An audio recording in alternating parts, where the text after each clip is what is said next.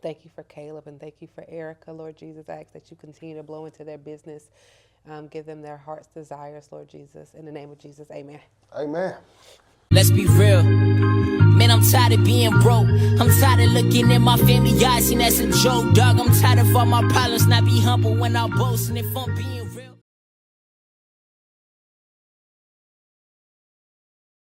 Yo, welcome back to Couch Therapy with God.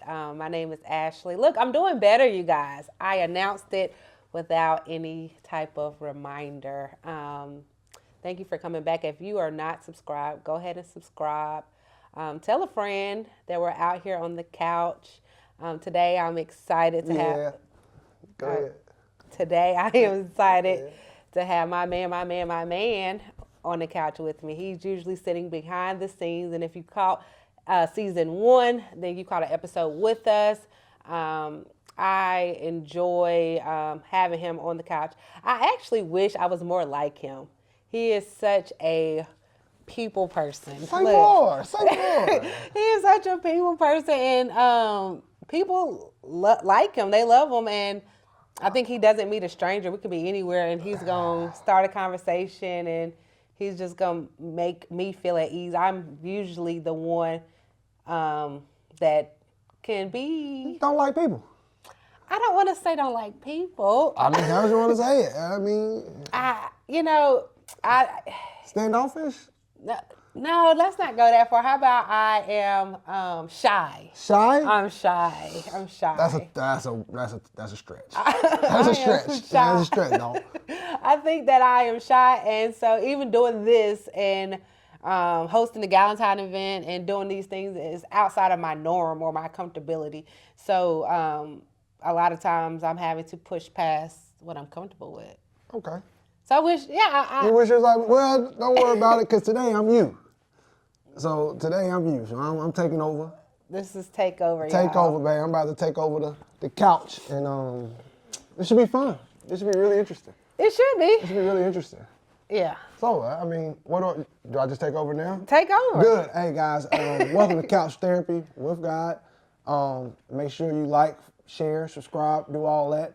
If you don't know, I'm Keith, a.k.a. Coach Thompson. A.k.a. my man. Her man, like she said. Today should be interesting, though. So let's jump right in. How you doing today?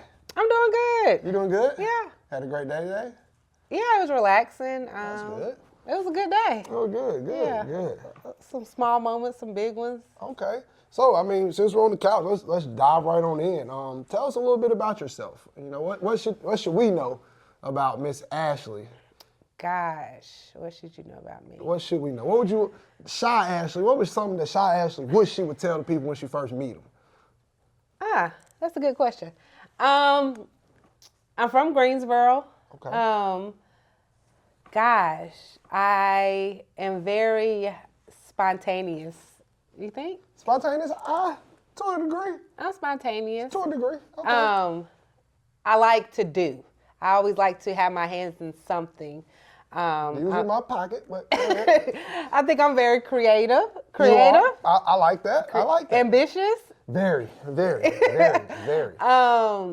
So I think that even as a young Ashley, so I go back. So even young Ashley, I would like take my computer or paper and pencil and like write and say, I want to be a writer, and I would like write these stories out.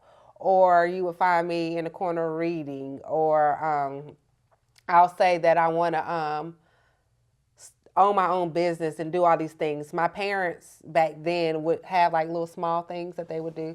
Landscaping business, kids on the go. Oh, so they were hustling. They had a little hustle with them. They had some hustle about them. Okay, that's making sense. And so I would see it, and I was like, oh dang, I think I want to do something. I want to own something. Okay. I didn't know what, but I knew I wanted to do something. Okay, so when did you, like you said, you wanted to do something? When did it become like it's time to start trying to find my thing? I think I always try to find my thing. And I'm going to say this, like, pre-God, I feel like I was, like, doing so much of everything or trying to do everything that I didn't know myself well enough yet. Okay. So I would put my hands in everything. And some things my husband would be like, okay, a lot of things. A lot Shut of it things. down. He would shut it down. Shut it down. And I wouldn't understand because I'd be like, why don't you believe in me? Why don't you let me do this? But I think he was looking at the bigger picture, and I look back at some things, and I'd be like, dang, that didn't make no sense. Or dang, we shouldn't. But then there are some things that they would have popped, and they popping right now. Yeah, I mean, I understand that. But and this to my fellas real quick, all my husbands and all you guys out there that's married and taking care of a significant other, whatever you got going on.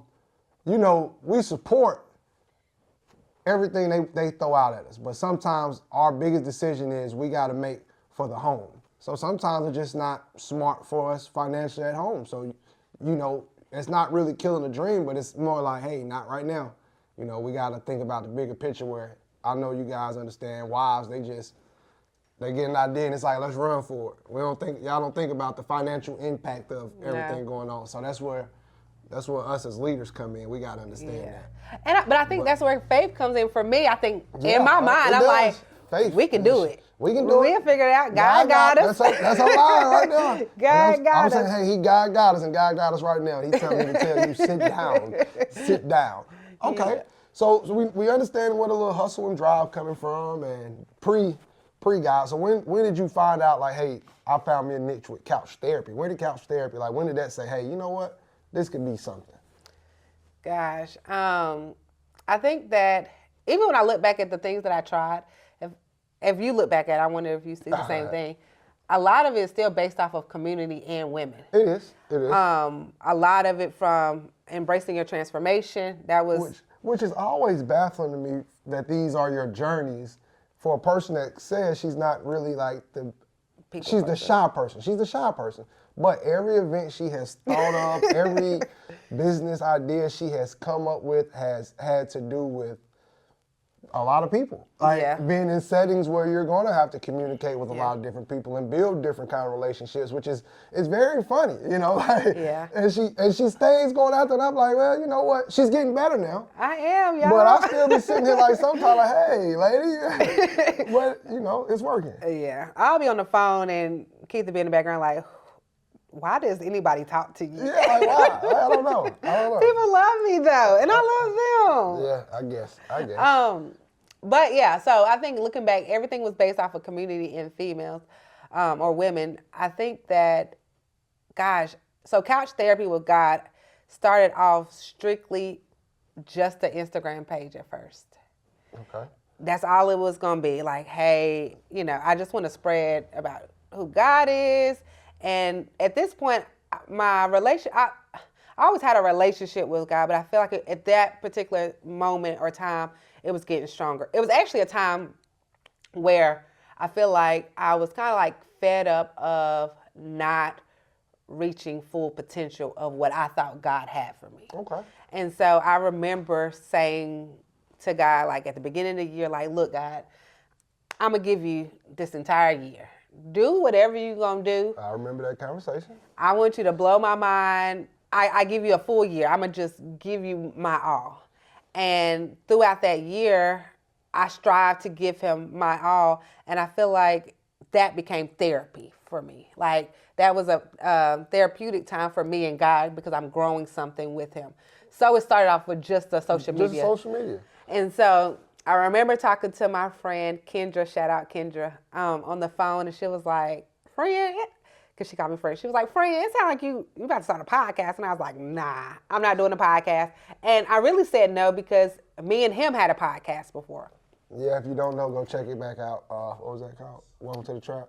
Yeah, Welcome to the Trap. Welcome to the Trap. If y'all don't know, go back and catch that, man. Some great episodes. We're going to bring that back, too. We're going to bring that back. Those were some great episodes. COVID, baby. COVID had us on some stuff. But so I didn't want to repeat anything. I felt like I had tried so many different things that I felt like to society or the outside world, if it looked like, here she go again. Okay. Well, speaking of that, I don't want to cut you off, but I do want to jump into some things because you're talking about some of your past endeavors. Let's talk about one that I thought. Where were you at in the moments of embracing your transformation that time? Do you remember that? Oh gosh, embracing your transformation was the beginning of I feel like that was my very beginning of my journey with God. Like I knew who God was, but I think that was an introduction to who he is to me. Okay. And at that moment, birthed embracing your transformation, and that was embracing the change that you're going through. Once I guess that relationship with God was revealed to me, I was learning how to embrace the new Ashley and embrace my mistakes, embrace my shortcomings, embrace all of those things.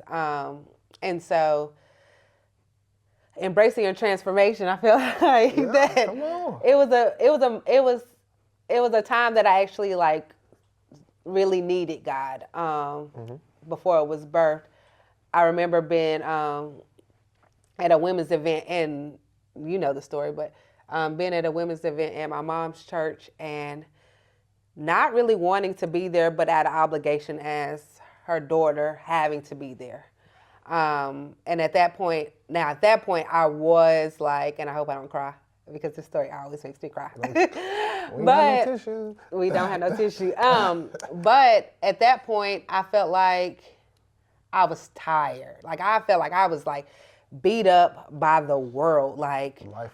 yeah, we were struggling with some things. I think like, and whenever you're struggling with things, I think a lot of other stuff plays a part. I think probably we weren't our best. I probably was snappy with the kids. It was just like a lot going on to the point of, I don't say like, I'm going to say this loosely, you guys, but I'm going to say that I didn't care enough about life. Like I wouldn't take my life, but I didn't care enough. Like it was kind of like, I'm tired. I don't have nothing else to give to it. Whatever happens, happens. And so that's how I treated life. That's how I treated the obstacles. That's how I treated things. It was like life had its way with me. There was no fight about me. And that's a good point. I'm glad you like touched on that topic, because I think that even in that moment, you could see who you really were at the time.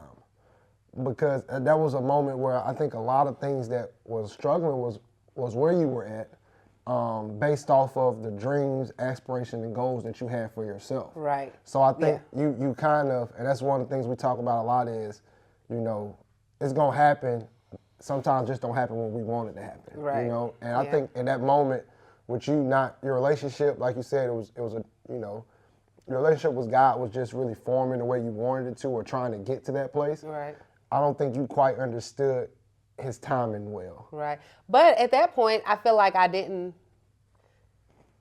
like if that relationship did not form, I think who I am and whatever God has called me to has everything to do with my relationship with God. Yeah, it does. Everything you do is tied to God. Yeah. Everything Everything you have tried to do has been tied with God. has been tied to God. Yeah. And so I think I was at a place of feeling as if I was dying, but I think it was really like my spirit man dying, because it needed the source of God to survive. And I didn't know what I needed. So I was trying everything, still thinking I can fix this. I can make Ashley alive. Like I can do this, I can do that, I can do that. But my source was never like, let me go back to God for real and figure me out. What does he have me to do? Like he made me. Let me figure this out. So I'm gonna go back. Okay, go ahead. It's your, hey, listen, I thought it was my show today. I'm but, gonna just finish this. Once she goes, man. You know, go ahead. So I was at the women's event, and I remember sitting in the back row. And shout out to Prophetess Kit, who will be on the show later in the season. But I remember her calling me out by name and said, "Ashley, can you come to the front?" And I remember walking towards the front of the church, and I could feel, I'm gonna cry, but I could feel like the presence of God. And I've never felt his presence in that way before, of just bringing me back to life. It felt like every step that I took, he was like bringing me back to life. And nobody knew, I don't even know if you knew. I mean, you saw the behind the scenes. I knew. But I don't think my mom knew or outside world knew, like how I was struggling so bad to like live or to survive. And I just needed God at that moment. And so I remember walking up to the front, and her praying for me.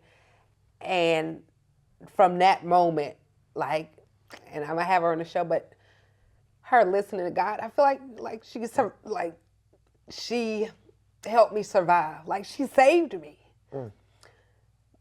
Because I was so lost. And I'm just so thankful that I don't feel that anymore. Me too. Me too. So yeah, like I've needed God this entire time, this entire journey. And I'm so thankful that no, I didn't know what the end would look like. And you would always say, it'll work out, it's gonna work out, it's gonna work out. But looking at it now, I'm like, gosh, I had to go through all that to even appreciate this. To even appreciate the journey. You know, when you look back on it, that's what makes you appreciate your journey. Yeah. You know, things like that. You okay? We back on that? I'm okay. That made me cry. That made me tearing up over here. Gosh, I remember those days. Those were hard times. So we was on embracing your transformation. Yeah. All right. One thing I love about when you do things, I love it, but then again, guys, I can't stand it because it's always just feels like she's gonna do more and more. I'm gonna do the most. She's gonna take it to the top. I'm telling you, she's gonna. So embrace your transformation. Actually, it was some things that branched off of that. If I'm not mistaken, I might have my order wrong, but I hope I don't. Me.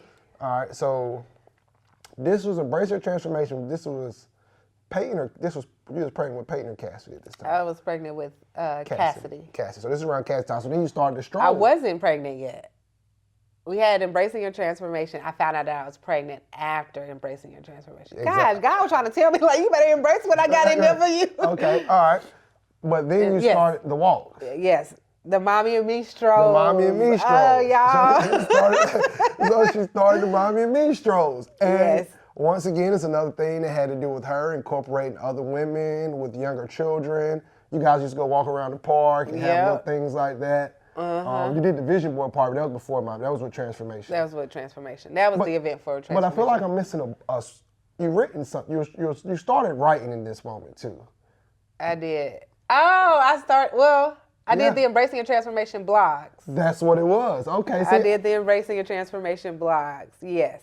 That's the first time I knew that you was a writer. You didn't know that? No, I didn't know that. You didn't show me that. Yeah, I feel like if you think back of like your dreams of when you was a kid, I think life kind of like smushes it down. Yeah. And it's not until, I don't know, I guess God reveals it back to you like, oh, remember you used to like doing this, and then it's like, oh, yeah, I love this. But All right, so we're gonna go down. So you had Embracing Your Transformation. Yeah. Which was good. Once again, involving women. Then you went to Mommy and Me. Right. Stroll. That was another good one. Yeah. And then we got to when we actually became a real author. Yeah. Let's talk about that. I think you touched base on your previous episode. Yeah. So let's talk about that. What made you say, hey, you know what, I'm gonna publish a book? I always wanted to write a book. So I felt like it was COVID. And I was like, this is the perfect time to let me just write this book. And I just started writing. What motivated you though? My kid, Peyton. The book is about Peyton, really, my oldest daughter, and how she can be, not anymore, but she used to be kind of like timid, shy, nervous. She had like some little quirks about her, and so... Don't say that about my baby. Don't say that about my baby now. She's like a shy girl. Yeah. And so this book, Lost in Dreams, is about Abigail, who has these same quirks. And Lost in Dreams, you still can go purchase that too on Amazon. And Barnes and Noble. Yeah, Barnes and Noble. Things she don't promote. Still out there, go check it out. Lost in Dreams, great book written by Ashley Thompson. Great book. I have a hard time promoting myself. I don't know why.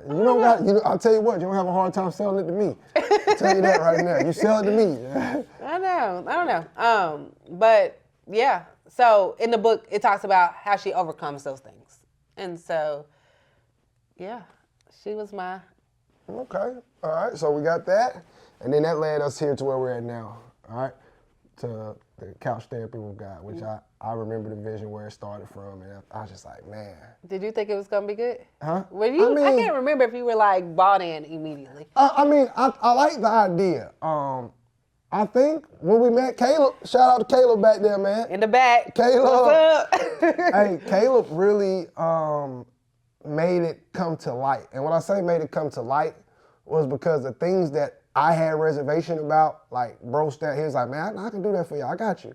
And then, you know me, I'm always like, man, that's gonna cost me an arm. Caleb's like, bro, we can work something out. And when from that day, it was like, all right. So it's crazy. And that came off a photo shoot that Right. they actually was doing for basically the press run for this, really. Right. But it wasn't never intended for Caleb to be running the have production. No idea. That was not. We was gonna be in here with an iPhone and trying to figure out. I'm looking at mics and sound. Let's talk about how we got in here, where we recorded. It all just worked out. So the things that I had, it was just like, you know, you met Erica. Yeah. I was to get your eyes done, right? Yeah, I think I went to her twice. I was getting my eyebrows and eyelashes done, and We ain't never shot. We ever shot her. We gotta shout her. Did we put her business on anything? No, you don't. No. Endless. What is it? Endless Beauty. Endless Beauty, Pleasant Garden Road. Y'all need to check her out. She does great work. yeah, she does. She gotta does. shout your people out. I be praying for her. You praying for her, but you gotta come You're on, put right. it out there. Y'all come check her out. She's awesome, amazing. I love her. Endless Beauty. Check her out. Yeah, but I was getting whatever done. My second time, I didn't really know her, and I was just chilling. God was like, "Yo, ask her about a couch," and I was like, "God, I ain't about to ask her because I wanted whatever reason I envisioned a white couch. A white couch. Don't know why. That's what I saw." And so he was like, "Ask her about the white couch," and I was like, "No, God, I ain't asking about no white couch." There she go, being disobedient, God. You see that? But he kept like, ask her. And I was like, "Do you have a white couch out there?" And she was like, "Yeah." And I was like, "So I got a podcast I'm trying to do. Do you mind?" And everything with this, It worked out. it's been like easy.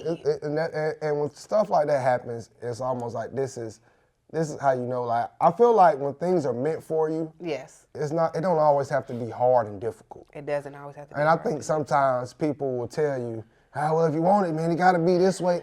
Now, sometimes you're fighting against what's not for you. You know, like everything's not meant for you. And of course, if you push it and force it hard enough, you're gonna feel like it might be for you. But sometimes it ain't supposed to be that hard. That's true. It ain't supposed to be that hard. So we got that. I got a couple more minutes here as the host. So I want to dive into some other things though, personal. Okay. Personal. Let's talk about you as a mother. I'm just thinking about the hats you wear.